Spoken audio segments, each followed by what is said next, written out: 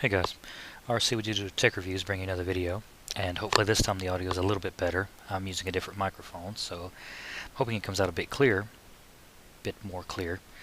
Now this will be a lot different than anything I've done actually ever. This will actually be of a game.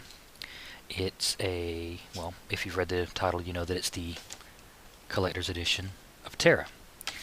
Amazon was a little bit delivering this to me, so I'm just now getting it out. There's probably a fair amount of videos on YouTube about this, but I figured, I was planning on doing it anyway. I was hoping to do it the first day. A little bit late, so I'm going to do it now. As you can see, it's still in the plastic, which let's go over to macro so it's a little bit more clear. There's Tera Collector's Edition. Now it's a bit smaller than I was thinking it was going to be, but let's go price-wise. This is only $80, where most collector's editions, over $100.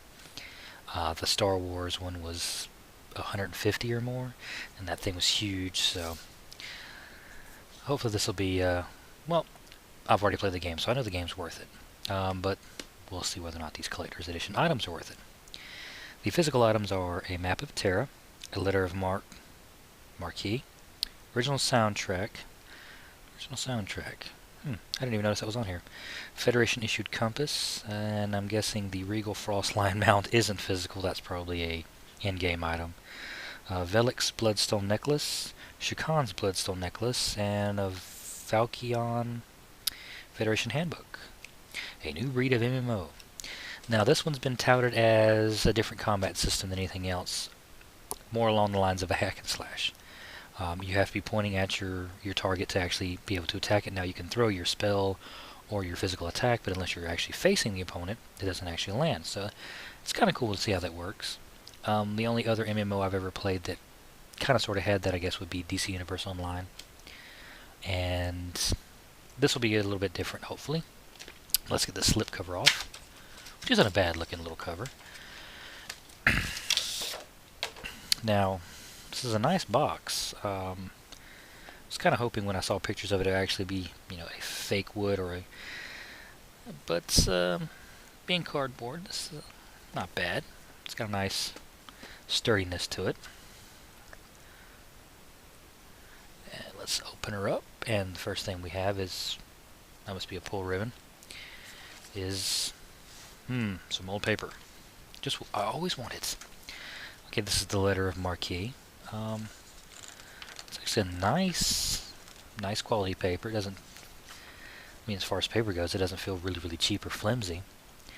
Kind of wish this little seal here would have been embossed, but not bad for a physical item. The map. Now I had read somewhere that this might be a cloth map. It is not, but this is a nice textured paper. Really thick. I don't think it's going to tear easy. And as soon as I say that, I'll tear it. But this is way too big to get in one's frame. But, there's the Island of Dawn, where it kind of starts out. The story begins. And there's Acadia. But this is a nice, this is actually a lot better than a lot of the maps that I've got in games before. I don't know if you can actually see that, but, it's a nice thick paper. And it's textured kind of like a parchment, so it's a nice little thing. The handbook. Is this actually like the starter guide? Introduction. Well, this doesn't seem like an introduction to the game. It's more like an introduction to the story. Battle doctrine. Keep moving. Stay alert. Maintain your gear. Plan for success. And know your role. Well, that's a little tidbit. So this isn't more of a handbook, so much of, I guess, a lore guide. Gives you a little rundown of the species. Castonic. I haven't played them yet. Baraka. Mortal Kombat. And of course they got the elves and these guys. But yeah, it gives a rundown of the classes and the races, so that's not too bad. And some locations. Not a bad little book. The game. Now it comes like this. Now very rarely do I see it like this, and it comes in nice. This isn't reflective plastic. It's actually the the insert here has a metallic sheen to it, so it's kind of nice. On the back, nothing. Book. Let me see real quick. Okay, it's not so much a book as a... I didn't want to flash a code to anybody. It's kind of a pamphlet. Now, one thing I do kind of like about this is it comes with gamepad support right out of the box. From everything I've read, it only works natively with Xbox 360 controllers, and I think I read somewhere that actually supposed to work with PlayStation 3 controllers. Now, I know a lot of people say, well, if you're playing a PC game, you need to use the keyboard and mouse. Well, maybe you just want to have fun with it and use this. But, you know, to each their own. I'm glad they actually included both without having to get some kind of weird program and use some third-party hoodoo. It just tells you how to get your digital copy downloaded and physical copy. And that's got my activation code, so I'm not going to show that. Okay, let's see how many discs are in here. Well, obviously more than one because the first one says disc 1, disc 2, disc 3. Well, that kind of makes sense, I suppose, because when I downloaded it, it was 30 gigs. And there we go. Disc 1. Which, you know, luckily they have different artwork on all of them, so that's kind of cool. Looks like they're trying to include all the major races. And the original soundtrack. MP3 format. Oh, boy, that's kind of nice. I haven't even put that in. I haven't even looked to see what kind of songs are on there. So that'd be interesting to see how they do that. Now, honestly, the first thing that got my attention on this was when they were touting the, you know, the real action combat. But I'll get to that later. I forgot the most physical of physical things. The compass. Which, you know, honestly, this is a really heavy little thing. It's not some chibi plastic thing. It's metal. Kind of a brushed copper, brass-looking metal. And this compass provides the direction. Your honor provides the drive. And let's see. Well, I don't have a actual physical compass on me at the moment, but looks like this might actually be accurate. How accurate, I can't say. But let's see. Nope, it's not me, so... But that's it as far as the physical items. Unless you want to count the ribbon, which I'm not going to cut the ribbon off. Now, what I was going to go into was, when I first, the big thing about this is the live action combat, or not really live action, the new style of combat where if you're not facing your opponent, you can't attack your opponent, you can dodge, and if you don't dodge, you will die very fastly. It kind of got me thinking about an old PlayStation 2 series, which most people either hated it or they loved it. There was really very little middle ground on that, and that was the .hack series. It was a single-player MMO emulated game, where in the game you would have different characters that you would befriend, and you could call on to help you out, kind of like a guild. Really liked that series.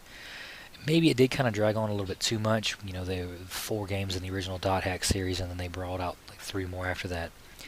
Honestly, I didn't get a chance to play the newer ones, but I played all 4 of the first, or all 4 of the core ones, and I loved the combat. I didn't expect this to be like that, and I don't. Where, you know, in that being a single player, you had to be able to pretty much do everything and take care of all the aspects of the game as a single player. You know, you could get back up from an NPC, but it wasn't all that great. Then I saw this, and I thought that was really cool because that was how the combat was in the .hack series. Obviously, it was a hack and slash game emulating an MMO. So hopefully this kind of lives up to that. You know, I've already read a few of reviews on people that say, well, once you get past the game and you get through the story, there's not a lot in there. Well, the thing is, people, this game just came out. Luckily, when I pre-ordered this from Amazon, they gave me a 3-day ahead of time code which I could play the game 3 days ahead of time. Luckily, I waited until I found out this wasn't going to come in until, well, today. So I didn't actually use that code until May 1st, the release date of this. And, you know, I'm glad I did.